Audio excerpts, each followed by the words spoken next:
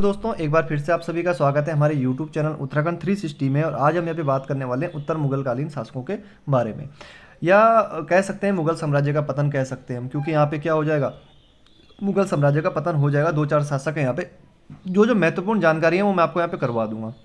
Note जरूर करना, बाकी जो इसकी पीडीएफ है वो मैं आपको टेलीग्राम पे भेज दूंगा जब ये टॉपिक पूरा हो जाएगा। बाकी अगर हिस्ट्री के लिए आप जुड़ना चाहते हैं तो जरूर हमारे यूट्यूब चैनल से जुड़े रहें। अब औरंगजेब की बात करते हैं। यहाँ पे देखिए, औरंगजेब से यहाँ पे कहानी शुरू करेंगे हम। टाइम पीरियड था औरंगजेब का 1658 से 1707 ईस्वी तक। औरंगजेब को आलमगीर प्रथम के नाम से भी जाना जाता है, कई बार ये प्रश्न पूछा भी जा चुका है। औरंगजेब की मृत्यु 3 मार्च 1707 को अहमदनगर में हो जाती है। 3 मार्च 1707 को अहमदनगर में जैसे ही औरंगजेब की मृत्यु होती है, भारतीय इतिहास में क्या हो जाएगा, एक नवीन युग की शुरुआत हो जाएगी। और इसको ही हम कहेंगे उत्तरोत्तर मुगल काल, या उत्तर मुगलकालीन शासक हम यहाँ पे कह सकते हैं इसको। अब औरंगजेब यहाँ पे देख लेते हैं थोड़ा सा, मृत्यु हो चुकी है।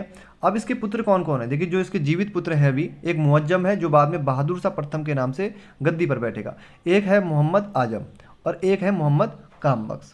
तो ये मर चुका है औरंगजेब। तो इसके पास जिस समय मरा, तो मुगल साम्राज्य में टोटल उस समय 21 प्रांत हुआ करते थे। मुगल साम्राज्य के अंदर कितने थे, 21 प्रांत थे। अगर हम उत्तर भारत की बात करें तो उत्तर भारत में थे 14 प्रांत, और 6 प्रांत थे हमारे दक्षिण भारत में। 14 और 6 20 हो गए, और एक प्रांत था अफगानिस्तान की राजधानी जो है वर्तमान में काबुल। तो एक प्रांत कहाँ था, काबुल में था। और ये मुअज्जम कहाँ का, काबुल का ही सूबेदार था। तो जैसे ही यहाँ पे इनकी मृत्यु हो जाती है, तो इनके बीच में क्या हो जाता है, उत्तराधिकार के लिए युद्ध शुरू हो जाता है। तो उत्तराधिकार के लिए युद्ध शुरू होने से पहले मुअज्जम है जो बहादुर शाह प्रथम के नाम से बैठेगा बाद में गद्दी पे, ये अपने दोनों भाइयों के पास जाता है, मोहम्मद आजम के पास भी जाता है और मोहम्मद कामबख्श के पास भी जाता है। तो ये कहता है कि देखिए हमारे पिता के पास यहाँ पे अभी 21 प्रांत है, तो हम क्या कर लेते हैं, इन 21 प्रांतों का क्या कर लेते हैं, बंटवारा कर लेते हैं। ठीक है, बांट देते हैं आपस में। तो मोहम्मद आजम मना कर देता कि नहीं, बंटवारा नहीं होगा। मोहम्मद कामबख्श भी यहाँ पे मना कर देता कि बंटवारा नहीं होगा। यहाँ तक कि जो मोहम्मद आजम है वो तो ये भी कह देता है कि 10 गरीब आदमी एक चादर में आराम से सो सकते हैं, लेकिन एक सल्तनत में कभी 2 बादशाह नहीं रह सकते हैं साथ में। तो मोहम्मद आजम ने यहाँ पे मना कर दिया, कामबख्श ने भी मना कर दिया। तो इनके बीच में अब क्या होगा, उत्तराधिकार के लिए यहाँ पे युद्ध लड़ा जाएगा। ठीक है, तो औरंगजेब की मृत्यु के समय मुगल साम्राज्य में कुल 21 प्रांत थे। उत्तर भारत में 14 हो गए और दक्षिण भारत में 6 प्रांत हो गए। वह एक प्रांत कहाँ है, अफगानिस्तान काबुल में। देखिए एक चीज़ कहना चाहूँगा दोस्तों, कोई भी आप सब्जेक्ट पढ़ते हो, चाहे पॉलिटी हो, हिस्ट्री हो, ज्योग्राफी हो, फैक्ट के हिसाब से मत पढ़ो। हमेशा अगर आप फैक्ट रट्टा मार रहे हो, आपने कोई भी एक फैक्ट वाली बुक लेके आ गए, आप उसको रट्टा मार रहे हो, तो कभी भी आपको फायदा नहीं होगा। अगर आप एक बार अच्छे से पढ़ लेते हो ना, चाहे उसमें 2 साल लग जाए, 3 साल लग जाए, 2-3 साल अगर आप अच्छे से तैयारी करते हो एकदम डीप होके, डीप फैक्ट पढ़ गए, तो अच्छा रहेगा आपके लिए। मतलब अगर आप, मैं डायरेक्ट ही अगर प्रश्न ऐसे पढ़ाने लग जाऊँ कि औरंगजेब की मृत्यु के समय इतने प्रांत थे, दूसरा फैक्ट, इस प्रकार से आप करोगे तो वो कभी याद भी नहीं रहेगा और आपकी प्रॉपर तैयारी हो भी नहीं पाएगी ऐसे में। तो एक बार आप अच्छे से पढ़िए, मेरा आपको ये सजेशन रहेगा। तो मृत्यु के समय 21 प्रांत हैं और उत्तर भारत में 14 ही ये हो गया। अब हम यहाँ पे बात करें, अगर जो ये मुअज्जम है ये कहाँ का सूबेदार है, ये है काबुल का सूबेदार। मुअज्जम कहाँ का सूबेदार है, काबुल का सूबेदार है। जब आप इसको वो करोगे ना, अपने नोट्स बनाओगे तो एक मैप जरूर बना देना आप। ठीक है, तो मुअज्जम काबुल का सूबेदार है, मोहम्मद आजम गुजरात का सूबेदार है यहाँ पे, और कामबख्श कहाँ का है, बीजापुर का सूबेदार है। इसके बाद यहाँ पे मुअज्जम जो है बहादुर शाह प्रथम, इसने क्या कहा अपने दोनों भाइयों से कि साम्राज्य का विभाजन कर लेते हैं, 50-50 आपस में बांट देते हैं तीनों भाई। लेकिन आजम ने कहा 10 गरीब आदमी एक ही चादर में आराम से सो सकते हैं, परंतु एक सल्तनत में कभी 2 बादशाह साथ में नहीं रह सकते हैं। जो अच्छा एग्जाम होगा, जैसे नेट का एग्जाम हो गया या प्रवक्ता का एग्जाम हो गया, तो वहाँ पे ऐसे प्रश्न आपको देखने को मिल सकते हैं। अब इनके बीच उत्तराधिकार का युद्ध शुरू होगा, और जो मुअज्जम है ये बहादुर शाह प्रथम है, ये दोनों भाइयों को यहाँ पे हरा देगा। पहले मोहम्मद आजम को मार देगा यहाँ पे, 1707 में जजाऊ का युद्ध होगा। इसके बाद बीजापुर का युद्ध होगा। अब बीजापुर के युद्ध में क्या करेगा, ये कामबख्श को भी यहाँ पे मार देगा। तो यहाँ पे मुअज्जम जीत जाएगा और बहादुर शाह प्रथम के नाम से क्या करेगा, गद्दी पर बैठेगा। तो जो इसकी पीडीएफ है मैं आपको इकट्ठा ही भेजूंगा सारे राजाओं की, एक एक करके ठीक नहीं है। तो बहादुर शाह प्रथम का टाइम पीरियड 1707 से 1712 तक, इसको शाह आलम प्रथम के नाम से भी जाना जाता है। मुअज्जम भी है इसका नाम, बहादुर शाह प्रथम के नाम से बैठा गद्दी पे। उपाधि की बात करें, शाह आलम मैंने लिखी दिया ऊपर, शाहे बेखबर भी कहा जाता है। ये मतलब एकदम बेखबर था अपने राज्य, जो इसका साम्राज्य था। तो ये बेखबर इसलिए कहा गया क्योंकि ये इतने अच्छे राजा नहीं थे। जो उत्तर मुगलकालीन जो हम पढ़ रहे हैं शासक, इन राजाओं में वो दम नहीं था जो इससे पहले के राजाओं में दम हुआ करता था। तो खापी खान ने कहा क्या, एकदम बेखबर राजा है, इसलिए इसको क्या कहा, साहे बेखबर की उपाधि दी गई। और खापी खान कौन है, एक इतिहासकार है। ठीक है, खापी खान क्या है, इतिहासकार।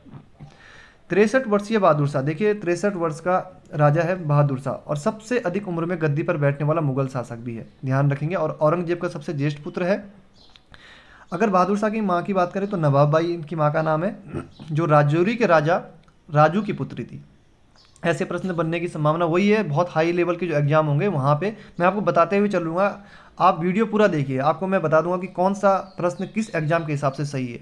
ठीक है, अगर आप यूके ट्रिपल एस या ग्रुप सी के एग्जाम की तैयारी कर रहे हैं तो इतना डीप प्रश्न नहीं बनेगा, बन भी गया तो बहुत मुश्किल प्रश्न हो जाएगा वहाँ की तैयारी के हिसाब से। 63 वर्षीय बहादुर शाह, ध्यान रखेंगे, सबसे वृद्ध मुगल शासक जो 63 वर्ष की उम्र में गद्दी पर बैठा। इसके बाद देख लेते हैं बहादुर शाह प्रथम की शांतिपूर्ण मैत्री की जो नीतियां हैं। देखो, हिंदू राजाओं के साथ इसने अच्छे संबंध बनाने का प्रयास किया। ठीक है, संभाजी का जो पुत्र था शाहू जी 1689 से मुगलों के पास कैद में था, उसे इसने क्या कर दिया, 1707 में जैसे ही बैठा गद्दी पे इसने क्या कर दिया, उसको मुक्त कर दिया। राज दरबार में फिर से होली खेलने की शुरुआत कर दी और सती प्रथा का भी इसने समर्थन किया। बहादुर शाह ने बुंदेला सरदार छत्रसाल तथा जाट शासक चूड़ामन से भी दोस्ती करी, और इन्होंने ही क्या किया फिर बाद में, बंदा बहादुर के विरुद्ध अभियान में बादशाह का साथ दिया। यहाँ से महत्वपूर्ण क्या है, थोड़ा सा ध्यान रखना। एक तो इसने क्या कर दिया, साहू जी को मुक्त किया, ये जरूर ध्यान रखना यहाँ से। और ये भी जरूर ध्यान रखना, इसके समय में विद्रोह किसने किया था, तो बंदा बहादुर ने विद्रोह किया था। ठीक है, बहादुर शाह प्रथम के समय किसने किया, बंदा बहादुर ने विद्रोह किया।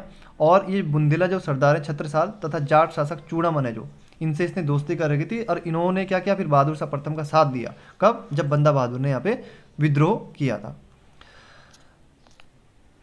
बहादुर शाह ने गुरु गोविंद सिंह के साथ संधि करके और एक बड़ा मनसब देकर विद्रोही जो सिख थे उनको प्रसन्न रखने की कोशिश करी, लेकिन गुरु गोविंद सिंह की जैसे मृत्यु हुई तो बंदा बहादुर ने क्या किया, यहाँ पे विद्रोह कर दिया। और इसमें बंदा बहादुर की जो सबसे महत्वपूर्ण विजय थी वो थी 1710 में सरहिंद की विजय। ये भी महत्वपूर्ण है, 1710 में सरहिंद की विजय। ये टॉपिक हम तब पढ़ेंगे जब हम यहाँ पे बंदा बहादुर वाला टॉपिक आएगा। यहाँ पे इससे रिलेटेड हम पढ़ रहे हैं बहादुर शाह प्रथम, जो एग्जाम जो टॉपिक मतलब ये वाला आएगा जब, तब यहाँ पे हम डिटेल में पढ़ेंगे सरहिंद के बारे में। अन्य तथ्यों की बात करें तो देखिए, बहादुर शाह के दरबार में 1711 में एक डच प्रतिनिधि शिष्टमंडल जोशुआ केटेलार के नेतृत्व में आया था। ध्यान रखना, अच्छा प्रश्न बन सकता है अच्छे एग्जाम के लिए, जोशुआ केटेलार के नेतृत्व में। इस शिष्टमंडल के स्वागत में एक पुर्तगाली स्त्री थी जूलियाना की महत्वपूर्ण भूमिका थी, इसे बीबी और फिदवा की उपाधियां भी दी गई। तो जब इस शिष्टमंडल आया तो इस शिष्टमंडल के स्वागत में जूलियाना की महत्वपूर्ण भूमिका थी और इसे बीबी और फिदवा आदि उपाधियां यहाँ पे दी गई थी। इतिहासकार खफी खान ने साहिब बिखबर की उपाधि दी बहादुर शाह प्रथम को। यह अंतिम मुगल सम्राट था जिसके विषय में कुछ अच्छे शब्द कहे जा सकते हैं। ठीक है, तो ये सिडनी ओवेन का कथन है, यह अंतिम मुगल सम्राट था जिसके विषय में कुछ अच्छे शब्द कहे जा सकते हैं, यानी कि इसके बाद के जो राजा होंगे एकदम खत्म होंगे। 1712 में बहादुर शाह प्रथम की जब मृत्यु हुई तो इसके चारों पुत्रों ने इतनी निर्लज्जता दिखाई कि मुगल सम्राट का शव 10 हफ्ते तक यानी कि 70 दिन बाद दिल्ली में दफनाया गया। क्यों, क्योंकि ये आपस में लड़ने लग गए थे। जब बहादुर शाह प्रथम की मृत्यु हुई तो उसके जो चारों पुत्र थे, चारों पुत्रों में क्या होगा फिर, उत्तराधिकार का युद्ध होगा। चारों पुत्र कौन है, जहादर शाह, असीम उस्सान, रफ़ी उस्सान और जहान शाह। तो चारों भाइयों में यहाँ पे उत्तराधिकार का युद्ध होगा जिसमें जहादर शाह फिर जीत जाएगा। तो जब उत्तराधिकार का युद्ध हो रहा था, तो ये इतने मस्त थे उस उत्तराधिकार के युद्ध में, इन्होंने ये भी नहीं देखा कि यहाँ पे बहादुर शाह जो प्रथम इसका शव पड़ा हुआ है और 70 दिनों तक ये सब ऐसे ही पड़ा रहा और 70 दिनों बाद इस सबको फिर दफनाया गया। इसके बाद यहाँ पे शासक बनेगा जहांदर शाह। इसके बाद इसमें हम अगले वीडियो में बात करेंगे। तो 4-5 वीडियो में आपके उत्तर मुगलकालीन शासक बहुत अच्छे से क्लियर हो जाएगा। यदि आप लेक्चर के एग्जाम की तैयारी कर रहे हैं या नेट वगैरह या यूके पीसीएस, तो वहाँ पे जरूर आपको इस तरीके से पढ़ना चाहिए डिटेल में। ठीक है, फैक्ट को मत पढ़िए और एक बार पूरा अच्छे से पढ़िए। ठीक है, मिलते हैं अगले वीडियो में, धन्यवाद।